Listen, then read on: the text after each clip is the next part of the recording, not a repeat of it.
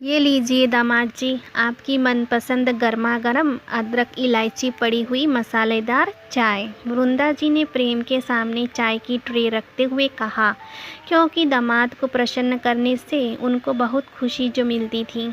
क्या मम्मी जी, कितनी ज़्यादा उमस हो रही है बाहर। मेरा तो चाय पीने का बिल्कुल भी मन नहीं कर रहा। मुझे तो बस इस समय ठंडी ठंडी कोल्ड ड्रिंक्स मिल जाए तो सचमुच मज़ा ही आ जाए। प्रेम के मुंह से ये बात सुनकर तो जिया एकदम से चौंक ही पड़ी, क्योंकि प्रेम कोल्ड ड्रिंक्स बहुत कम ही पीता है और चाय का बेहद शौकीन। चाहे कितनी भी गर्मी क्यों ना हो, चाय तो चाहिए ही चाहिए।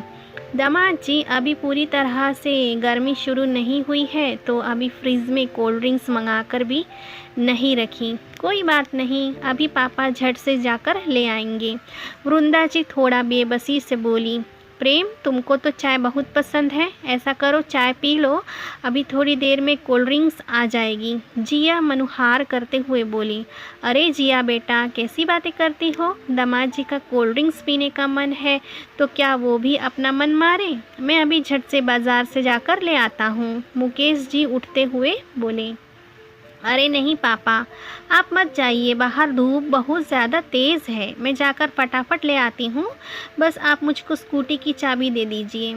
जिया पापा का हाथ पकड़कर बोली। जिया बेटा, इस समय स्कूटी ख़राब हो गई है, मैं पैदल ही जाकर ले आता हूँ, तुम कहाँ धूप में जाओगी। मुकेश जी ने जिया को रोकते हुए बोले। पापा, धूप में तो आप भी तो पैदल परेशान हो जाएंगे। जिया बेबसी से बोली, क्योंकि वो जानती थी कि अगर प्रेम के मुंह से कुछ निकल गया तो उसके मम्मी पापा चाहे जैसे भी हो लेकिन पूरा ज़रूर करेंगे, जबकि उसके पापा को ब्लड प्रेशर की भी शिकायत रहती थी। अरे बेटा, मुझको तो आदत ही है, जब अकेले हैं तो बाज़ार तो जाना ही पड़ता है। इतना कहकर मुकेश जी बाहर निकल गए, लेकिन प्रेम के मुंह से एक भी शब्द नहीं निकला कि पापा रहने दीजिए, आप कहाँ जा रहे हो करके। और थोड़ी ही देर के बाद मुकेश जी पसीने में तरबतर कोल्ड ड्रिंक्स लेकर आ ही गए और वृंदा जी ने प्रेम को ग्लास में कोल्ड ड्रिंक्स डालकर दे दी। जिया को तो बहुत ज़्यादा ख़राब लगा कि हमेशा ही प्रेम उसके मम्मी पापा को परेशान करता रहता है, हर बात को लेकर नखरे दिखाना। शायद वो अपने दामाद होने का अहंकार बहुत ज़्यादा समझता था। जिया के मम्मी पापा तो प्रेम का बहुत ज़्यादा सम्मान करते, लेकिन प्रेम अपनी हरकतों से बाज नहीं आता।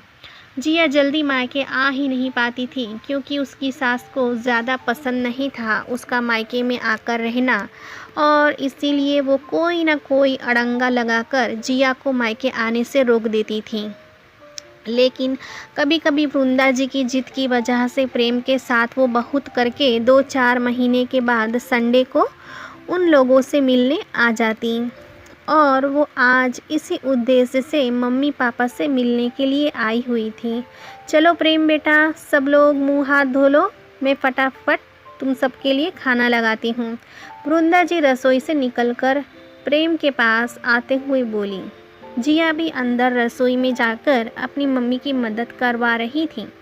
मम्मी जी, पहले ये तो बताइए कि आपने खाने में बनाया क्या क्या है। प्रेम अपने अखड़ी स्वभाव के कारण बोला, क्योंकि उसे तो हर बात में नखरे तो दिखाने ही दिखाने थे। प्रेम, बहुत मन से मम्मी ने तुम्हारे मनपसंद कचौड़ी और छोले बनाए हैं। वृंदा से पहले ही जिया प्रेम की बात सुनकर रसोई से निकलकर जवाब देते हुए बोली। हे भगवान, कचौड़ी छोले, इतनी गर्मी में कचौड़ी छोले कौन खाता है। मम्मी जी, बनाने से पहले एक बार मुझसे पूछ तो लेती। प्रेम चिढ़ते हुए बोला। प्रेम, तुमको तो मम्मी के हाथ का कचौड़ी छोले बहुत पसंद है, फिर क्यों। जिया शब्दों में रोष लाकर बोली। लेकिन आज तो मेरा दाल चावल खाने का मन कर रहा था। खैर, जो बना है वही खा लूँगा। प्रेम ने एक तरह से एहसान जताते हुए कहा। अरे नहीं दामाद जी, अभी मैं फटाफट दाल चावल बना देती हूँ, आखिर देर ही कितनी लगेगी दाल चावल बनाने में। वृंदा ने बात को संभालते हुए कहा। नहीं मम्मी, अब कुछ भी नहीं बनेगा, जो बना है वही खाया जाएगा। जिया को सचमुच अपने पति के व्यवहार पर बहुत ज़्यादा गुस्सा आ रहा था। हमेशा ही जब भी प्रेम जिया के मायके आता ऐसे ही बातें करता।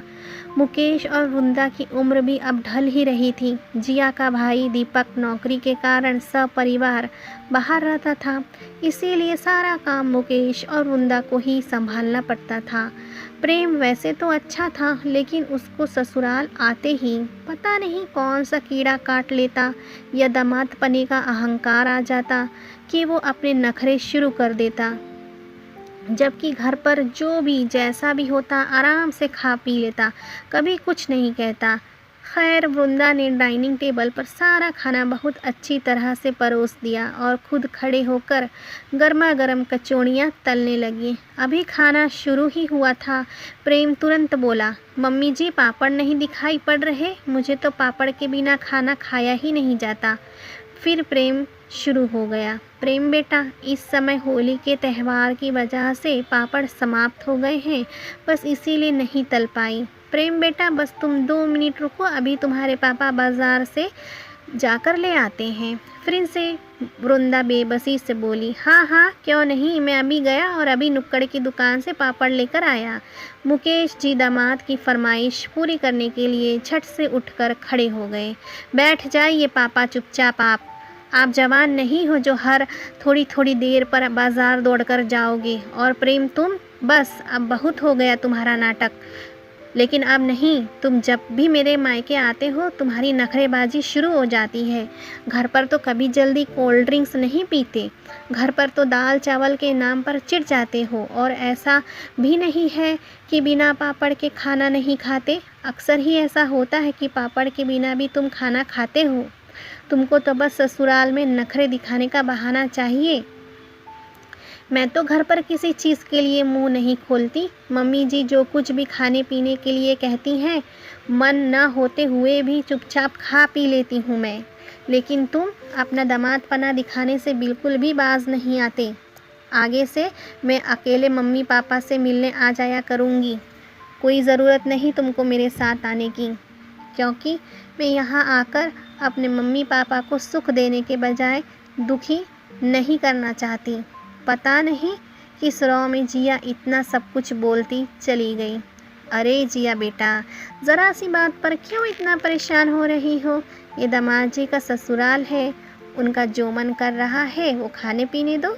वृंदा और मुकेश जी एक साथ बोले, मम्मी पापा एक बात बताइए, ससुराल तो मेरा भी वहाँ पर है, तो मैं भी बहू बनकर नखरेबाजी दिखाऊं तो कैसा लगेगा प्रेम को?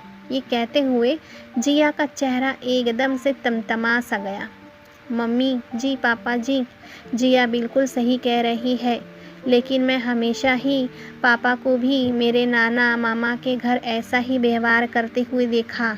शायद ये उन्हीं संस्कारों की देन है, लेकिन आज से मैं प्रतिज्ञा लेता हूँ कि यहाँ पर भी आकर बिल्कुल वैसा ही रहूँगा जैसा घर पर रहता हूँ। प्रेम अपने व्यवहार पर पश्चाताप करते हुए बोला, थैंक यू प्रेम, मेरी बात को सम्मान करने के लिए और मेरे मम्मी पापा को परेशान ना करने के लिए। जिया ने बहुत खुश होकर प्रेम को मम्मी पापा के सामने ही गले लगा लिया, लेकिन अगले ही पल वो झेंप भी गई जब उसको एहसास हुआ कि उसके मम्मी पापा सामने बैठे हैं। वो मुस्कुराकर प्रेम से अलग हो गई और थोड़ी ही देर में सब लोग हंसते मुस्कुराते हुए कचौड़ी और छोले का आनंद उठा रहे थे। तो दोस्तों, क्या लड़कों का ससुराल जाकर इस तरह का व्यवहार करना उचित है? हालांकि समय ने बहुत परिवर्तन कर दिया है। आज लड़के ससुराल में बिल्कुल घर की तरह ही रहते हैं, लेकिन अभी भी कहीं कहीं इस बात का अपवाद देखने को मिल जाता है। आपको कहानी कैसी लगी है, लाइक और कमेंट करके ज़रूर बताइएगा दोस्तों। कहानी पसंद आई हो तो प्लीज़ चैनल को सब्सक्राइब ज़रूर से करिएगा। मिलते हैं अगली कहानी में, तब तक के लिए धन्यवाद।